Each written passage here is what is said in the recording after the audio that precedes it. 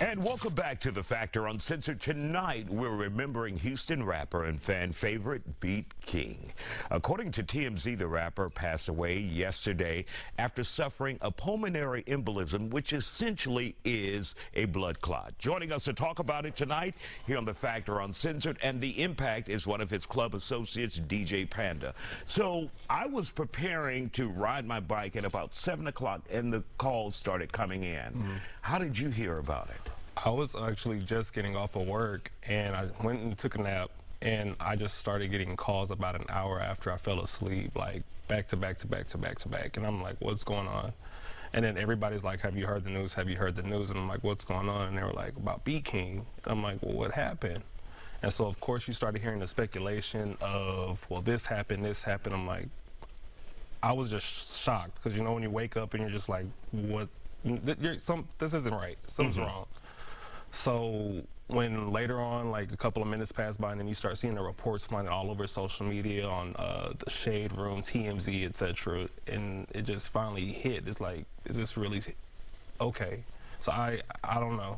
I'm still kind of like shocked in a sense, but it just came out of nowhere, honestly. And Panda, how did you get to know BeatKing? Honestly, BeatKing, we respected him in our community because for me, I'm an LGBT DJ. And one thing that I really gave him credit for is that he included everybody in his music and he came and supported us. He showed us respect, we showed him respect, and so he would come and DJ at our events for either Pride or at the club, and I would open up for him. So that's when I started to build a rapport with him, like, okay. And then we actually got to talk and whatnot. And so at that point, I was like, he just became somebody I've already looked up to just because when we first started, well, when I first started DJing in 2010, he came out with Kings of the Club, which is one of his breakout albums. And so I always looked up to him and watched him hustle and grind. And I'm like, this person was someone I've really looked up to, especially when I first started. And if you can put it in words, what have we lost when we lost BeatKing? Honestly, an icon for Houston. Not even just Houston, for Texas. He meant so much to so many people everywhere. He was an entertainer, he was a father, he was a friend. We lost a true icon because without him, a lot of people are like, well, what happens to the music here? Like, he led our music.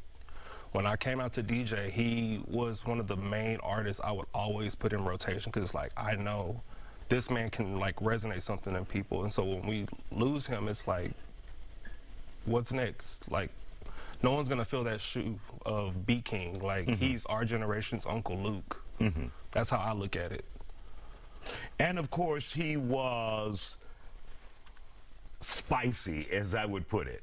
When I called him about the cucumber challenge, he's like, I said, I'm not going to talk about that. But he did a lot of things on social media. He did a lot of things in his music that kept people talking. Yeah. He was a showman. A true entertainer is the best way I could say it.